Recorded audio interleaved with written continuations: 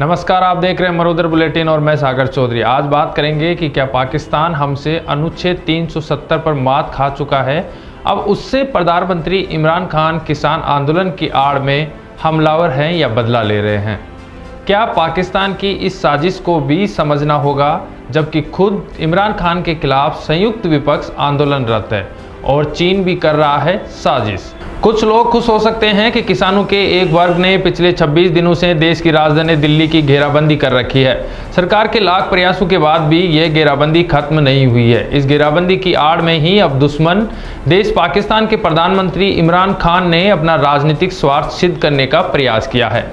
इमरान का कहना है कि किसान आंदोलन जैसे मुद्दों से ध्यान भटकाने के लिए भारत सरकार पाकिस्तान पर सर्जिकल स्ट्राइक कर सकती है। सब जानते हैं कि पाकिस्तान किस तरह भारत में आतंकवाद को बढ़ावा दे रहा है। जम्मू कश्मीर ही नहीं बल्कि देश की आर्थिक राजधानी मुंबई में भी बड़े हमले करवाए गए हैं। लेकिन अब पूरा देश देख रहा है कि जम्मू कश्मीर से अनुच्छेद 370 के हटने के बाद पाकिस्तान को आतंक फैलाने का कोई अवसर ही नहीं मिल रहा है। यदि आतंकी पाकिस्तान की सीमा से घुसने का प्रयास करता है तो उसे वहीं पर ढेर कर दिया जाता है। जो पाकिस्तान हमसे अनुच्छेद 370 पर मात खा चुका है, अब वही किसान आंदोलन की आड़ में हमलावर है। पाकिस्तान की साजिश को लोगों को समझना होगा।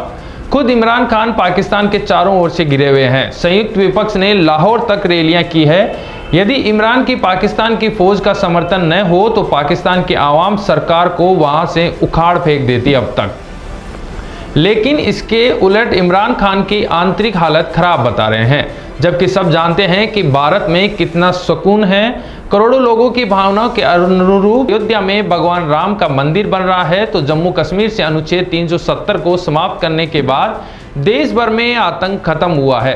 अब पहले की तरह सीरियल ब्लास्ट नहीं होते हैं। देशवासी वर्ष 2014 से पहले की स्थिति को भी याद करें।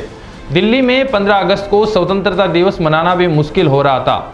अब जब अंतर्राष्ट्रीय मंच पर भी भारत की स्थिति मजबूत हो गई है, तब पाकिस्तान जैसा आतंकी देश भारत की आंतरिक स्थिति खराब बता रहा है।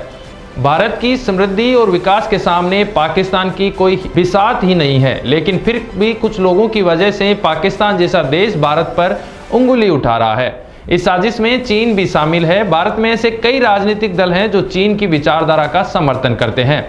ऐसे राजनीतिक दलों का भी किसान आंदोलन को समर्थन है। यही वजह है कि केंद्र सरकार के लाख प्रयासों के बाद भी दिल्ली की घेराबंदी खत्म नहीं हो रही है। अब ये बात भी साफ हो चुकी है कि कृषि कानूनों के विरोध में सभी किसान नहीं हैं।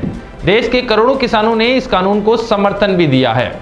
अब तक लगभग 2 करोड़ से भी ज्यादा किसानों ने नए कानूनों के अंतर्गत अपना रजिस्ट्रेशन करवा लिया है। अधिकांश किसान नए कानूनों को कृषि के हित में बता रहे हैं। सरकार ने भी किसानों के सभी शंकाओं का समाधान कर दिया है। लेकिन इसके बावजूद किसानों का एक वर्ग दिल्ली की घेराबंदी पर अड़ा हुआ है। इसमें कांग्रेस शासित पंजाब के उन लोगों की संख्या सर्वाधिक है जो पंजाब की कृषि मंडियों पर कब्जा जमाए हुए हैं। नए कृषि कानून की बदौलत जब किसान को न्यूनतम समर्थन मूल्य से अधिक राशि खेत पर ही मिल जाएगी, तो फिर किसान को मंडी में क्यों जाना पड़ेगा।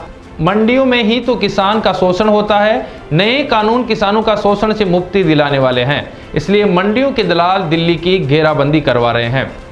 बने रहिए मरुद्र बुलेटिन के इस खास कार्यक्रम मरुद्रारी आवाज में, जिसमें हम आपको अवगत कराते हैं ऐसे मुद्दों से जिसको आपकी जानकारी होना जरूरी है। और बने रहिए हमारे साथ मरुद्र बुलेटिन में। अगली खबर में फिर मुलाकात होगी। तब तक के लिए जय हिंद, जय भारत। यदि आप हमें आगे और बढ़ते हुए देखना चाहते हैं, आप चाहते हैं कि आपकी आवाज़ हम आगे तक पहुंचाएं, तो हमारे इस चैनल को लाइक और सब्सक्राइब करना ना भूलें। फेसबुक पर देख रहे हैं तो लाइक करें, यूट्यूब पर देख रहे हैं तो सब्सक्राइब करें और हमारी वेबसाइट को विजिट करना ना भूलें।